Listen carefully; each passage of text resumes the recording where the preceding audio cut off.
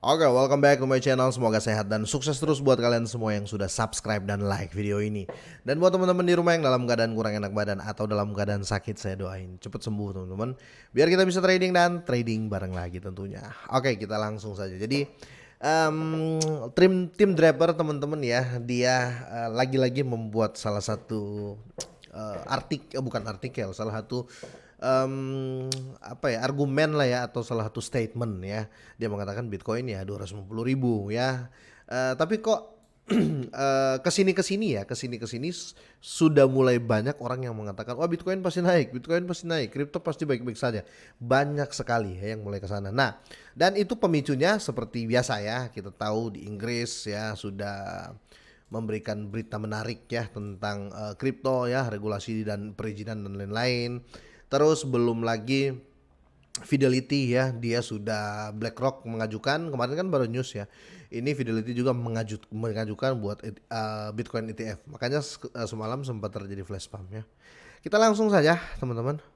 Tapi seperti biasa kita update market dulu ya. Seperti biasa kita mampir sejenak. Bitcoin sekarang berada di harga 30.406 ya.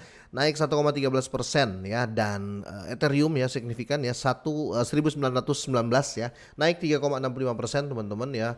Bitcoin ini hitungan naik ya, karena semalam ada flash pump sampai 31.400 kalau saya nggak salah. Terus dia tiba-tiba dump ke 29.600 ya. Ini 30.400. Makanya di sini naik ya 1,13%. Seperti biasa yang lain juga mengikuti, yang hancur lebur ya, Lofi ya 48% teman-teman untuk liquidnya, untuk jatuhnya, untuk penurunannya ya. Ini di dump ya, kalau 40-an persen ini bukan koreksi, ini di dump. Oke, ARB signifikan juga 3%. Ya lumayan lah ya, hijau-hijau. Oke, di si Luna boleh ya. Kalau kita lihat sini Luns juga boleh. Bryce wow, hampir 6%. Bagus. Dots 7% dan yang lain seperti biasa Kisu ya. Oke, Shiba boleh lah ya, 3,80%. Oke, kita langsung ke beritanya teman-teman. Jadi inilah saat Bitcoin mungkin mencapai $250.000 menurut tim Draper ya. Kapitalis ya, venture team Draper telah menyetel ulang jam pada prediksi Bitcoin $250.000 ya, yang ambisius. Mereka yakin banget teman-teman ya, mereka yakin banget.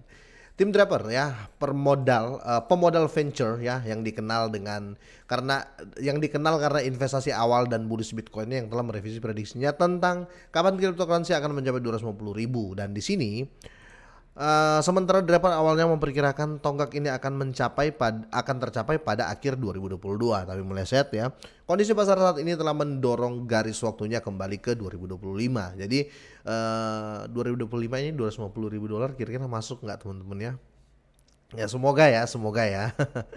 Dan pada saat pers ya, Bitcoin diperdagangkan pada 30.400-an, jauh dari target harga yang ambisius dari tim Draper ya. Tetapi investor tetap teguh dalam prediksinya, dan Draper telah menjadi pendukung vokal Bitcoin sejak 2014 ketika dia membeli Bitcoin ya 29.656 Bitcoin ya dari lelang Marshalls Amerika Serikat, harga 18,7 juta dolar ya, yang mengejutkan. Wow. Jadi waktu Bitcoin ya masih murah-murahnya ya, dia nyeroknya banyak. Makanya iya sih. Kalau pegang banyak ya harus yakin gitu loh ya. Banyak orang yang pegang banyak tapi ngenes terus. Itu yang saya bingung sebenarnya, ini orang beli aset, dia ngerti nggak ya dengan aset yang dia beli ya. Nggak usah jauh-jauh ya. Kamu kalau mau jual pisang goreng, atau kamu kalau mau berdagang pisang goreng, kamu harus tahu ini pisang goreng ini terbuat dari apa, ya kan? Ini rasanya seperti apa, ya kan? Dimasaknya pakai minyak atau pakai air, ya kan? Kita harus tahu teman-teman ya, aset yang kita pegang, aset yang kita jual, aset yang kita beli, kita harus tahu teman-teman. Jangan ikut-ikutan.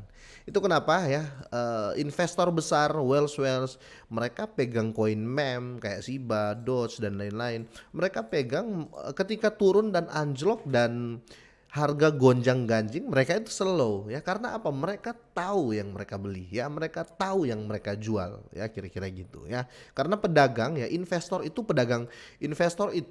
dua fungsi ya, apa atau dua apa ya, bukan dua fungsi itu, tapi dua kemampuan, yaitu investor itu sebagai pedagang, investor itu juga sebagai pembeli, ya kan? penjual dan pembeli ya kira-kira gitulah.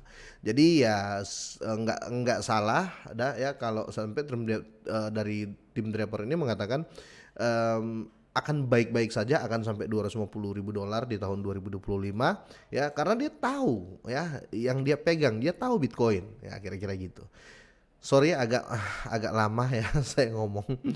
Oke, ini koin-koin itu yang awalnya disita dari pasar web gelap ya, Silk Road ya, yang sekarang sudah tidak berfungsi akan menjadi investasi yang bijak ya, karena nilai Bitcoin melonjak selama beberapa tahun ke depan. Nah, di sini pandangan yang jauh ke depan Draper tentang potensi Bitcoin terbukti bahkan saat itu, karena dia memperkirakan harga 10.000 dolar dalam 3 tahun. Target yang dilampaui Bitcoin pada tahun 2017 ya. Padahal waktu dia serok di 2014 dia hanya memprediksikan harga 10.000 dolar ya. Tapi di tahun 2017 itu meledak ya. Terlepas dari kemunduran baru-baru ini, termasuk kebijakan moneter yang lebih kuat dari Federal Reserve ya kita tahu, dan serangkaian kebangkrutan di antara perusahaan industri besar yang mengejutkan dunia kripto tahun lalu, Draper tetap bullish ya, walaupun terjadi gonjang-ganjing dia tetap bullish untuk di Bitcoin. Dan di sini Draper tetap bullish pada cryptocurrency. Dia mengutip ya berbagai faktor yang dapat berkontribusi pada kenaikan Bitcoin, termasuk peningkatan investor wanita ya. Oke. Iya sih, karena dulu rata-rata yang main cowok ya. Dan penghematan biaya potensial untuk pengecer, acara halving Bitcoin ya pada tahun 2004. Jadi banyak faktor yang membuat dia masih yakin ya. Belum dikenal oleh banyak perempuan katanya ya. Terus nanti ada halving ya, terus nanti ke depan bisa dipakai ini itu ya, kira-kira gitu. Untuk keyakinannya sama sih pada untuk holder lainnya ya. Dapat percaya bahwa kurangnya perwakilan wanita di pasar Bitcoin yang mengendalikan 80% pengeluaran retail bisa menjadi katalisator ya, yang signifikan untuk kenaikan Bitcoin. Iya sih, kalau seandainya sudah banyak perempuan yang tahu Bitcoin ya, saya rasa ya mungkin mereka akan lebih, biasanya perempuan kan lebih boros ya. Ya, lebih banyak transaksi biasanya gitu sih. Istri saya gitu juga. Oke, selain itu dia berpendapat bahwa pengecer dapat menghemat sekitar 2% untuk setiap pembelian yang dilakukan dalam Bitcoin dibandingkan dengan dolar, yang dapat mendorong adopsi cryptocurrency yang lebih luas. Saya sangat setuju ya yang artikel ini yang baru-baru ini ya teman-teman ya, karena sekali lagi untuk fee dan lain-lain ya Bitcoin itu lebih murah. Terlepas dari kondisi pasar saat ini dan garis waktu yang tertunda, keyakinan Trevor pada Bitcoin tetap tak tergoyahkan. Apakah sama? Saya tetap sama teman-teman ya, karena saya nggak tahu ya, begitu yakin dengan cryptocurrency. Saya itu begitu yakin. Karena gini ya, kalau saya tambah sedikit ya, kalau kita saya nggak mengatakan Bitcoin cryptocurrency lebih bagus dari fiat. Saya nggak mengatakan seperti itu. Tapi minimal kita bisa bayangin lah. Kalau kita bertransaksi fiat, selalu ada pihak ketiga ya. Pihak ketiga ya namanya manusia ya. Bisa terjadi keteledoran ya, bisa uang nasabah hilang dan lain-lain. Itu kalau ada pihak ketiga. Kalau di blockchain ya nggak ada pihak ketiga, bos ya. Tapi nanti ya saya jabarkan itu.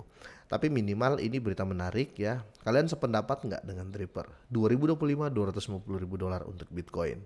Semoga ini bermanfaat, semoga sehat dan sukses terus buat kalian semuanya.